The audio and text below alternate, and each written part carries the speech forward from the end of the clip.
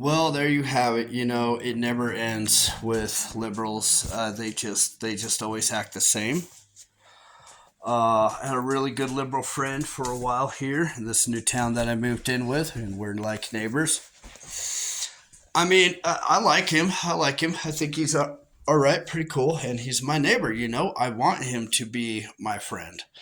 When you move into an area, you ought to know your neighbors, and you ought to try to get along with them, even if you don't agree with everything that they believe or what they do, because they are your neighbors. They are your society, and they're the closest thing to you. So you don't make enemies at home, right? Well, anyways, because this liberal friend found out that I am not a liberal and I refuse to hate Donald Trump, I refuse to hate Joe Biden, I refuse to hate anybody because I'm a Christian first. And my religion, my God, commands me to love. I don't have to like what you do. I don't have to like what you believe in. But I do need to love you guys. That is a requirement by my God. Oh, and what a terrible requirement, right? To actually love people. You know, the one thing that liberals claim to do, to be the party of peace and tolerance and love and safe places.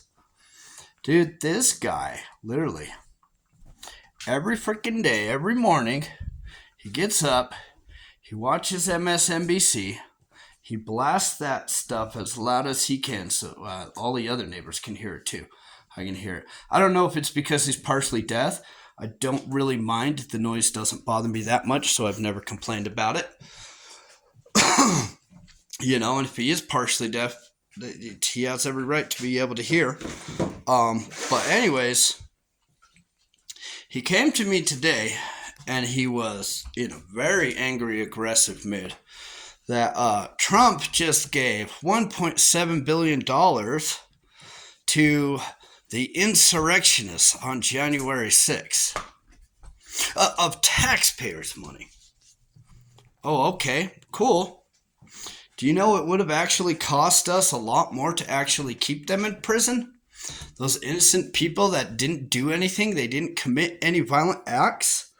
They weren't breaking an entry because the Capitol building is actually our building. It is a public access building, funded, owned, and operated by the taxpayers. Maybe not operated, especially these days. It's not operated by the taxpayers. But if you read over our Bill of Rights and our Second Amendment, you'll understand that we actually have the right to take down a tyrannical government if we want to.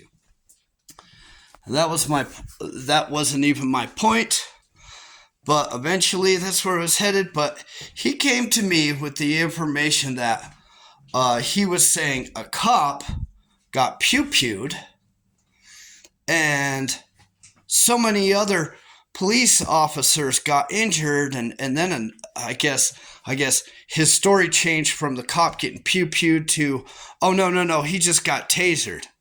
So I was like, here, let's do a quick Google search on your information. So I quickly Google searched, did a cop get pew-pewed on January 6th, 2021, during the insurrection? And it said no. Google said absolutely no cops were pew-pewed on January 6th. One of them passed away from natural causes from 2 strokes. And then my neighbor goes on to insist that the strokes were caused by the tasers. I said, Doug, let's look this up. Okay, were any cops tasered? Da-da-da-da-da. Oh no, it seems like that cop who had a stroke weeks later, he was pepper sprayed. And they don't, there's not a lot of freaking detail in there. But apparently, guess what? You know what? Pepper spray doesn't actually have any direct link to having strokes. So now he's ticked because I pointed out that the news, wherever he was getting his information from, was false, and that there had been retractions for these similar statements where news corporations have had to pay out a lot of money for lying about this information. But honestly, why would they care when the agenda is more valuable than the fine? You think about that. How many corporations or whatever dumping toxic sludge into waterways, and they just have to pay a little fine that's a lot cheaper than actually cleaning up the area. Well, it's the same thing in politics. Instead of actually cleaning it up, because they might actually look like a bunch of freaking idiot, lying politician Democrats, they don't mind spreading the lie and paying the fine because it doesn't really hurt them, because it keeps people like my neighbor captivated on that TV. What am I supposed to think of next, TV? What should I do? Oh, Lord TV, God TV, tell me what to believe, even if it isn't true. Fact is, I shared this information with him, pointed out that wherever his information was faulty, and he got upset enough that he said, screw our friendship, I don't want to be your friend anymore. And I said, you know what? And that's where your liberal Democrats win. That is exactly what they wanted. They want you divided from me, so we can't even talk, so we can't even figure out whose information's real or not. And now you have decided to destroy an amazing friendship for politicians that you've never met once in your life. Your TV has decided that the information flowing through that TV is more important than a good friendship with your neighbor.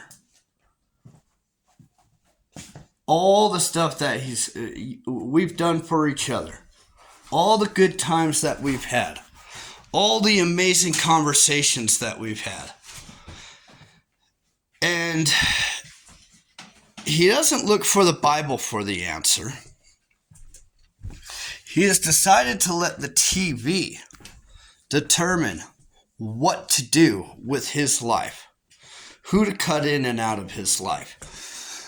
Now, I don't see anywhere in the Bible, he's a Christian man too, so I'm going to judge him as a Christian. I've never found anywhere in the Bible that says, if thou have a different political opinion than the other, ostracize the other. Condemn him, hate him, and never be his friend. I mean, maybe if you're reading the Quran, it might say something similar.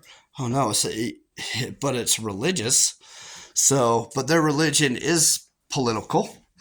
Every religion has its political side. Yeah. Not going to get away from that. But I don't see anywhere in the Christian Bible where it says to ostracize, hate, outcast, and unfriend anybody who doesn't have your same political belief. And what it really came down to, what I really noticed, what it really came down to is because all these months he couldn't convince me to hate somebody as much as he hates somebody. And I think that is just sad and manipulative. You know, like, you cannot call yourself a Christian if you wake up and go to bed every day trying to hate somebody. As a Christian, I may not have agreed with Obama, Joe Biden, Hillary Clinton, but I pray for them and I love them because that's what God calls me to do.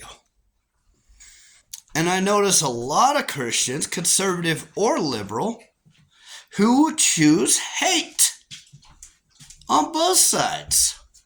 Both of y'all. All the times I've seen F Joe Biden, let's go Brandon, you know, that's disgusting to me.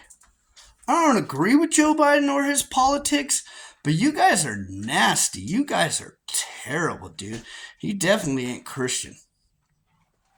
No wonder Jesus is coming back soon, because you idiots have totally destroyed Christianity.